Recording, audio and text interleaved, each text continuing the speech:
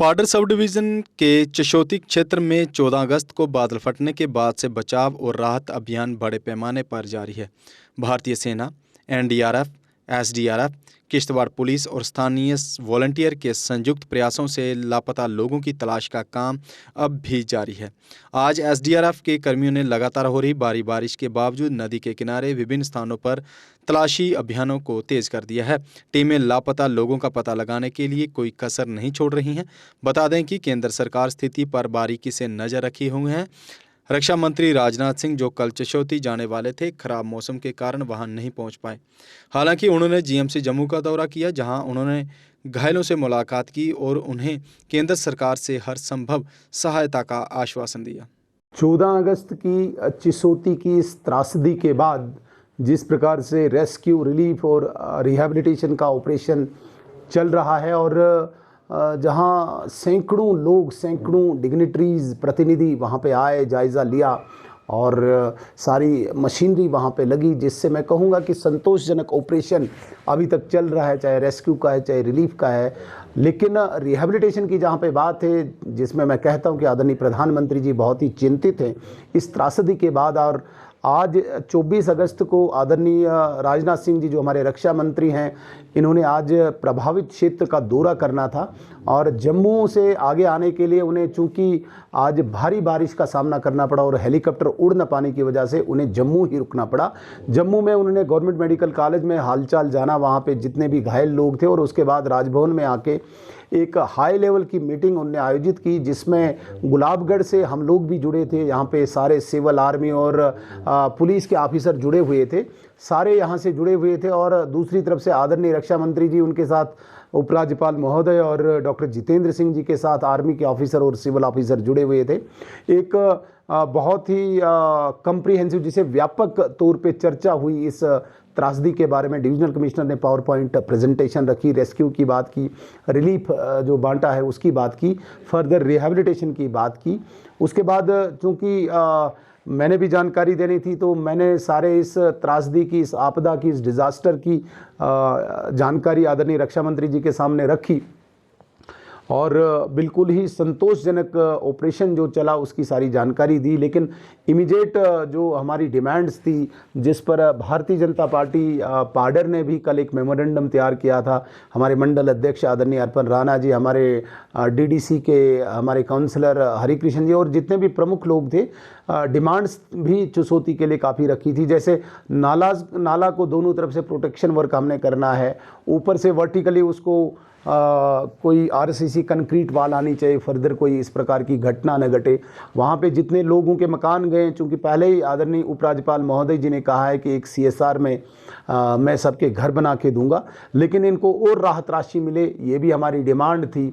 जो मृतक हैं उनको पीएम रिलीफ फंड में 10-10 लाख जो मिलना है वो जल्दी मिले, ये भी हमारी प्रमुख डिमांड थी। और इस पर भी बड़ा सीरियसली, बड़ी गंभीरता से आदरणीय रक्षा मंत्री जी ने अपनी हामी भरी है ये चीज़ें करने के लिए। एक, चूंकि वहाँ पे ब्रिज जो पीएमजीएसवाई पे था, वो पीएमजीएसवाई सड़क पे था, वो बह गया है, वहाँ पे ब्रिज हमारे पास कोई नहीं है। तो जो ही मैंने ये डिमांड आदरणीय रक्षा मंत्री जी के सामने रखी, तो ब्रिज के लिए ऑन स्पॉट उन्होंने आर्मी के ऑफिसर्स को डायरेक्शन दी कि बीआरओ के द्वारा वहाँ पे तुरंत ब्रिज इंस्टॉल होना चाहिए, ताकि चिसोती और हमोरी के बीच में ब्रिज जो बह गया है वो तुरंत लग जाए। इसके लिए मैं धन्यवाद अदा करना चाहूँगा। जहाँ तक कम्युनिकेशन की बात है, नेटवर्क की बात है, नेटवर्क बहुत वीक है इस रूट पे। तो एन रूट नेटवर्क को आर्गुमेंट करने के लिए, बढ़ाने के लिए, इंक्रीज़ करने के लिए उन्होंने ये आश्वासन दिया कि वो होम सेक्रेटरी साहब से बात करके, क्योंकि ये operational strategic point of view से भी बहुत इंपॉर्टेंट रूट है, इसलिए नेटवर्क की भी वहाँ पे उन्होंने घोषणा की कि इसके लिए भी मैं तुरंत ही बात करूँगा। एक बड़ी लंबी देर से डिमांड थी यहाँ पे पाडर के लोगों की कि यहाँ पे इस प्रकार की बेसिक एजुकेशन होनी चाहिए, प्राइमरी मिडिल एजुकेशन होनी चाहिए। हायर एजुकेशन के लिए यहाँ कॉलेज है, लेकिन बेसिक एजुकेशन के लिए कोई इस प्रकार की कोई फैसिलिटी नहीं है, कोई सुविधा नहीं है, स्कूल नहीं है। तो कल मेमोरेंडम में इन्होंने आर्मी गुडविल स्कूल की डिमांड की थी। जो ही मैंने ये बात आदरणीय रक्षा मंत्री जी के समक्ष रखी कि यहाँ पे एक आर्मी गुडविल स्कूल होना चाहिए, ऑन स्पॉट उन्होंने इन प्रिंसिपल एग्री कर लिया कि आर्मी गुडविल स्कूल पाडर में बनेगा।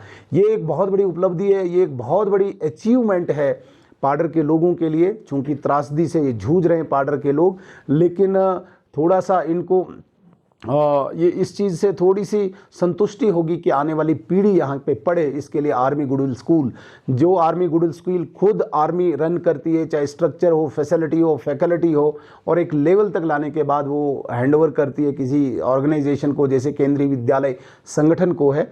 तो मैं मानता हूँ कि आर्मी गुडविल स्कूल जो आदरणीय राजनाथ सिंह जी ने, जिसके लिए आज अपनी तरफ से मैं कहूँगा कि इन प्रिंसिपल ऑन स्पॉट उन्होंने एग्री कर लिया है, जो बनेगा भी, इसके लिए मैं धन्यवाद करूंगा आदरणीय राजनाथ सिंह जी का। बाकी भी बहुत डिमांड्स थी जो मेमोरेंडम के माध्यम से मैंने उनको ईमेल कर दिया, जिसमें वीडीजी का इशू था, वीडीजी एसपीओज का इशू था, रेटले का इशू था, सीएपीएफ रिक्रूटमेंट रैली का इशू था। वो सारी चीज़ें मैंने मेमोरेंडम के द्वारा दी, लेकिन 3 प्रमुख बातें जो नेटवर्क की शक्ल में, जो बेली ब्रिज तुरंत इंस्टॉल करने की शक्ल में, और एक जिसे मैं कहूँगा आर्मी गुडविल स्कूल, जिन्होंने ऑन स्पॉट उन पर फैसला लिया है। एक और डिमांड जो मैंने मचेल रोड को बीआरओ के हैंडओवर करने के लिए मांग रखी है, उस पर अभी प्रोसेस चलेगा। डिप्टी कमिश्नर रिक्विजिशन भेजेंगे और उस पर फर्दर डिसीजन ले लेंगे वो। तो ये भी मुझे लगता है कि एक बड़ी उपलब्धि होगी। यहाँ पे हमें एक बहुत बड़ी दिक्कत आई इस सारे ऑपरेशन में, क्योंकि गाड़ियाँ बहुत चलती थी, एम्बुलेंसेस बहुत चलती थी, लेकिन यहाँ पे पेट्रोल पंप फिलिंग स्टेशन न होने के कारण बहुत ज़्यादा परेशानियों का, दुश्वारियों का सामना करना पड़ा। एलजी महोदय ने, में आदरणीय उपराज्यपाल महोदय ने ऑन स्पॉट ये कह दिया कि तुरंत ही यहाँ पे एक filling station, petrol pump sanction करके पाडर के लोगों को दिया जाएगा। ये भी उपलब्धि है। तो मैं कुल मिला के ये कहूँगा कि आज की मीटिंग बड़ी ही फ्रूटफुल मीटिंग रही।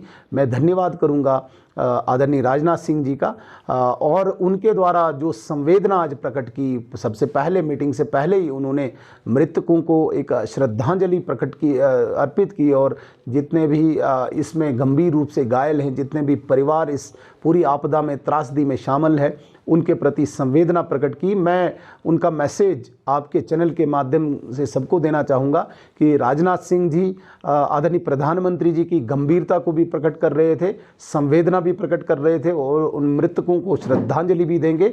फर्दर इस प्रकार की घटना न घटे, इसके लिए प्रिकॉशनरी मेयर्स भी उठाए जाएंगे। मैं पुनः एक बार रक्षा मंत्री जी का बेली ब्रिज के लिए, नेटवर्क ऑगमेंटेशन के लिए, आर्मी गुडविल स्कूल के लिए, और पेट्रोल पंप के लिए, पेट्रोल फिलिंग स्टेशन जो यहाँ पे मिलेगा, उसके लिए धन्यवाद करूँगा। और जिन चीज़ों के उन्होंने कहा कि मैं प्रक्रिया शुरू कर दूँगा, चाहे वो Machail road BRO take over करे, या उसमें नाला की प्रोटेक्शन होगी, या सहायता का पैकेज होगा, या वहाँ पे जो मृतक हैं उनको पीएम रिलीफ फंड से जल्दी पैसा मिलने के लिए जो प्रक्रिया है उसको तेज़ी से करेंगे। इन सब को मिला के मैं बहुत बहुत धन्यवाद आज के दिन की इस मीटिंग के लिए करूँगा आदरणीय राजनाथ सिंह जी का। अगर आप अपने सपनों का आशियाना बना रहे हैं तो एराकॉट कंस्ट्रक्शंस है आपकी पहली पसंद, क्योंकि यहाँ सिर्फ टाइल्स, सैनिटरी और हार्डवेयर प्रोडक्ट्स की विशाल रेंज नहीं मिलती, बल्कि साथ में मिलते हैं ढेरों फ्री गिफ्ट्स, और वो भी हर शॉपिंग पर। एराकॉट कंस्ट्रक्शंस में ट्रेंडिंग और लेटेस्ट डिजाइनों की बड़ी रेंज है। एराकॉट कंस्ट्रक्शंस फिर ला रहा है अपने कस्टमर्स के लिए साल का सबसे बड़ा मौका। शॉपिंग करो और बन जाओ लकी विनर, क्योंकि इस बार इनाम सिर्फ ऑफर नहीं, एक जश्न है। और यही नहीं, इस बार आपको बिल्कुल नई Alto car, scooties, 10 smart mobile phone सहित अन्य शानदार इनाम जीतने का मौका भी मिल रहा है। तो देर किस बात की, आज ही आए एराकॉट कंस्ट्रक्शंस, जहां घर का सपना भी पूरा होता है और शॉपिंग बनती है फायदेमंद।